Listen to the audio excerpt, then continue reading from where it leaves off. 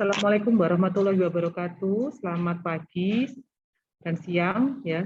Jadi saya meneruskan materi mengenai jejaring internal dan eksternal layanan TB. Ini adalah merupakan salah satu komponen ya dari keberhasilan pelayanan TB. Sebagai pendahuluan, jadi dalam upaya untuk meningkatkan akses terhadap layanan TB yang berkualitas dan sesuai standar, ini dibutuhkan jejaring layanan TB yang saling terintegrasi antar semua layanan di kabupaten ataupun kota. Di mana tujuannya adalah bahwa semua pasien TB dapat ditemukan dan diobati sesuai standar dan tercatat dalam sistem informasi program TB nasional. Pengertian daripada jejaring layanan TB di Vaskes pemerintah dan swasta berbasis kabupaten atau kota, ini adalah merupakan jejaring layanan tuberkulosis dalam satu kabupaten ataupun kota yang melibatkan seluruh fasilitas kesehatan, baik itu pemerintah dan swasta yang dikoordinasikan oleh Dinas Kesehatan kabupaten ataupun kota. Di mana jejaring ini terdiri dari puskesmas, rumah sakit baik pemerintah dan swasta, kemudian klinik, kemudian dokter praktek mandiri dan layanan pendukung lainnya, termasuk di sini adalah apotik dan juga laboratorium serta sarana prasarana yang lainnya. Kunci layanan TB ya, jadi untuk keberhasilan pelayanan TB ini dibutuhkan satu adalah strategi DOTS. Di sini terdiri dari komponen komitmen ya dari semua pihak, kemudian penegakan diagnosis dengan pemeriksaan BTA, kemudian keterjamin ketersediaan daripada obat anti tuberkulosis, kemudian pengawas minum obat, dan termasuk di sini adalah pencatatan dan pelaporan. Kemudian untuk pendukung keberhasilan dari program ini, yaitu dibutuhkan jejaring internal dan juga jejaring eksternal yang saling terintegrasi dengan baik. Jejaring layanan TB, di sini baik jejaring internal maupun jejaring eksternal TB dengan kompleksitas yang berbeda, itu mencakup satu terdiri dari alur diagnosis TB, kemudian yang kedua adalah alur rujukan pasien, pindah pengobatan, dan pasien mangkir, kemudian pengelolaan logistik, dan yang keempat adalah pencatatan dan pelaporan TB.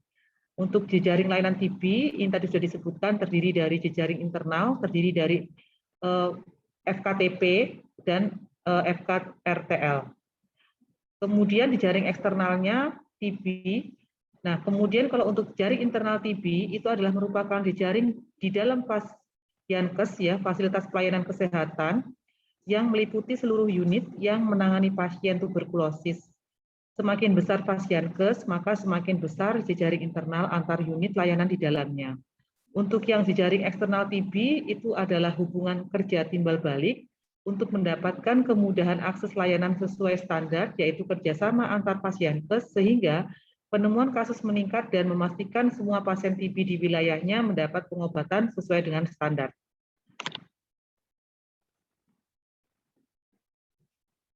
Tujuan daripada jejaring eksternal bahwa ini adalah untuk memastikan bahwa semua pasien TB ya ini mendapatkan akses pelayanan TB yang bermutu, mulai diagnosis, kemudian follow up, sampai dengan akhir pengobatan dari pasien. Di mana tujuan yang kedua adalah untuk menjamin kelangsungan dan keteraturan pengobatan pasien sehingga mengurangi jumlah pasien yang putus berobat. Nah, untuk masyarakat sendiri, jadi di sini memiliki peran ya, jadi organisasi kemasyarakatan. Jadi salah satu daripada komponen masyarakat itu dibagi menjadi ada organisasi kemasyarakatan dan upaya kesehatan bersumber daya masyarakat atau UKBM. Di mana peran dan fungsinya untuk organisasi kemasyarakatan di sini, yang pertama adalah untuk berkoordinasi dengan puskesmas terkait investigasi kontak dan penemuan kasus tuberkulosis. Kemudian yang kedua adalah untuk mengedukasi masyarakat terkait tuberkulosis. Yang ketiga adalah melakukan penemuan terduga kasus tuberkulosis secara aktif. Kemudian yang keempat adalah melakukan pendampingan pasien tuberkulosis. Dan yang kelima adalah membantu advokasi terkait penanggulangan tuberkulosis kepada pemerintah daerah. Dan yang keenam adalah mobilisasi sumber daya. Kemudian peran dan fungsi daripada upaya kesehatan bersumber daya masyarakat atau UKBM, yang pertama adalah untuk mengedukasi masyarakat terkait tuberkulosis, dan yang kedua adalah melakukan penemuan terduga pasien tuberkulosis. di mana salah satu kegiatannya tadi sudah disebutkan adalah melakukan investigasi kontak. Jadi definisi untuk investigasi kontak sendiri itu adalah merupakan suatu kegiatan yang dilakukan untuk meningkatkan penemuan kasus tuberkulosis dengan cara mendeteksi secara dini dan juga sistematis terhadap orang yang kontak dengan sumber infeksi tuberkulosis. Tujuan daripada investigasi kontak adalah satu, menemukan kasus tuberkulosis secara dini dengan melakukan screening gejala dan faktor resiko tuberkulosis terhadap seluruh kontak dari pasien tuberkulosis. Kemudian yang kedua adalah untuk menemukan kasus TB laten pada anak usia di bawah 5 tahun dan memberikan pengobatan pencegahan dengan INH segera.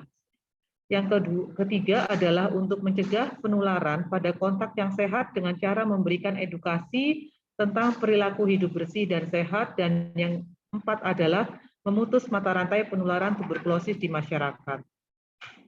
Jadi sasaran daripada investigasi kontak itu adalah seluruh kontak dari semua kasus tuberkulosis terkonfirmasi bakteriologis dan semua kasus TB anak, baik itu kontak serumah maupun kontak eratnya. Unsur daripada investigasi kontak terdiri dari indeks kasus, di sini adalah merupakan semua pasien tuberkulosis, dan kontak adalah merupakan orang yang sering berhubungan atau melakukan kontak langsung dengan pasien tuberkulosis. Di mana macam-macam kontak ini ada dua. Yang pertama adalah orang yang kontak serumah. Jadi definisi di sini adalah orang yang tinggal satu rumah, misal adalah suami istri, kemudian anak, nenek, ya mungkin di situ ada paman atau Pak D dan sebagainya, ya. Kemudian sedangkan kontak erat adalah merupakan orang yang sering melakukan kontak dengan pasien TB tetapi tidak serumah. Nah, ini bedanya antara dengan kontak serumah. Misalnya di sini adalah tetangga, kemudian rekan kerja, kemudian teman sekolah, sahabat, ya, teman dekat dan sebagainya. Dalam melakukan investigasi kontak, ya, ini dilakukan di rumah atau pemukiman. Jadi kader bisa mengunjungi rumah kasus indeks bersama dengan PMO dan minimal mengunjungi 4 sampai 6 rumah sekitarnya dengan minimal didapatkan 20 kontak. Di mana untuk pasien TB atau kasus indeks dan kontak, jadi bisa di sini kita lakukan, ya, di sekolah atau tempat kerja, ya, contohnya teman satu kerja, guru dan sebagainya, ya.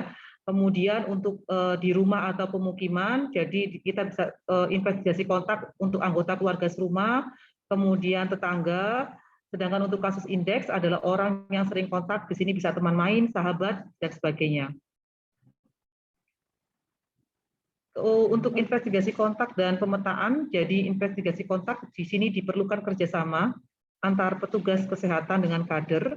Jadi di sini kegiatan yang dilakukan adalah melakukan pemetaan pasien dan menyusun jadwal investigasi kontak. Kemudian tujuan pemetaan indeks kasus yaitu untuk memudahkan petugas kesehatan dan juga kader dalam melakukan investigasi kontak dan pendampingan pasien tuberkulosis. Nah, sekarang bagaimana cara melakukan investigasi kontak? Jadi yang pertama adalah mendapatkan data kasus indeks dulu dari petugas puskesmas. Selanjutnya dilakukan pemetaan indeks kasus.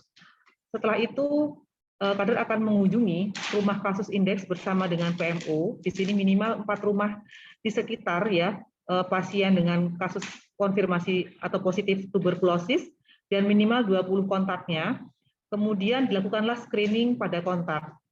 Untuk anak usia lebih dari sama dengan 5 tahun, maka kita dapat tanyakan gejalanya apakah ada batuk atau tidak. Apabila ada batuk, maka segera edukasi, ya, atau sarankan atau rujuk ke pasienkes terdekat. Kemudian setelah di pasienkes akan dilakukan penegakan diagnosis sesuai dengan standar. Kemudian kalau didapatkan tidak ada batuk, tetapi didapatkan adanya faktor resiko dan gejala yang lain, maka segera rujuk ke pasienkes, ya, terdekat untuk dilakukan penegakan diagnosis sesuai dengan standar. Kemudian untuk screening pada kontak anak usia kurang dari 5 tahun, maka kita segera langsung rujuk ke pasienkes terdekat. Kemudian di pasienkes itu akan dilakukan screening gejala tuberkulosis oleh petugas kesehatan, apakah ada gejala atau tidak. Kalau ada gejala ke arah kasus TB aktif, maka akan dilakukan penegakan diagnosis sesuai dengan standar. Tetapi bila tidak ada gejala, maka akan diberikan segera profilaksis isoniazid.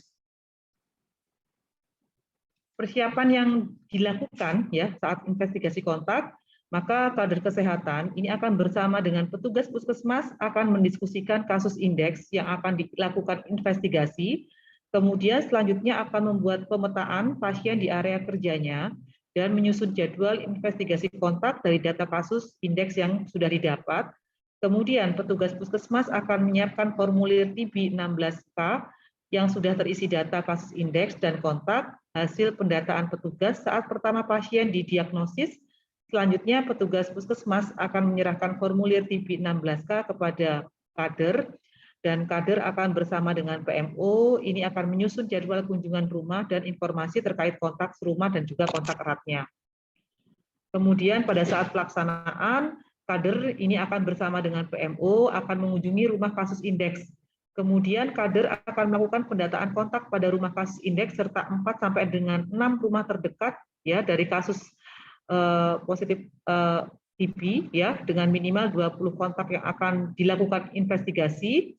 Nah, pada saat melakukan screening kontak ya, maka tetap harus memperhatikan ruang interaksi sosial dan kepadatan rumah penduduk. Kemudian kader akan melakukan screening jadi ya sesuai dengan alur, bahwa untuk kontak usia kurang dari 5 tahun ini akan langsung dirujuk ke Fasiankes untuk dilakukan pemeriksaan lebih lanjut. Sedangkan untuk kontak usia lebih dari 5 tahun, maka kader akan melakukan investigasi terhadap gejala serta faktor resiko. Kemudian untuk kontak yang berusia lebih dari 5 tahun, ini akan dirujuk bila memenuhi salah satu kriteria ya, termasuk di sini adalah batuk dan kemungkinan gejala yang lain dan faktor resiko. Selanjutnya, kader akan mencatat hasil screening dalam formulir TB 16K ya, dan menyertakan satu rangkap kepada petugas di Fasiankes untuk dilampirkan di formulir TB 01. Jika ditemukan terduga TB, maka kader akan mengisi surat pengantar pemeriksaan TB dan merujuk kontak untuk mendapatkan pemeriksaan di layanan. Apabila diperlukan, maka kader akan mendampingi terduga TB untuk datang ke Fasiankes. Selanjutnya, investigasi kontak dapat dilaksanakan selama 1 minggu untuk 1 kasus indeks. Jadi, andai kata dalam 1 minggu seluruh kontak yang terdaftar ini belum selesai diinvestigasi, maka kegiatan investigasi kontak untuk indeks kasus tersebut bisa dihentikan. Kemudian selanjutnya dari data yang sudah didapat, maka akan dilakukan tindak lanjut di puskesmas. Di sini petugas puskesmas akan menerima rujukan terduga tuberkulosis dari hasil investigasi kontak yang dilakukan oleh kader dan melaksanakan prosedur diagnosis sesuai dengan standar. Dan petugas puskesmas akan memberikan umpan balik hasil pemeriksaan kepada kader. Selanjutnya petugas puskesmas ini akan segera memulai dan memastikan pengobatan profilaksis isoniazid hingga tuntas pada anak yang memenuhi syarat. Demikian, terima kasih yang dapat saya sampaikan mengenai jejaring internal dan eksternal layanan TB.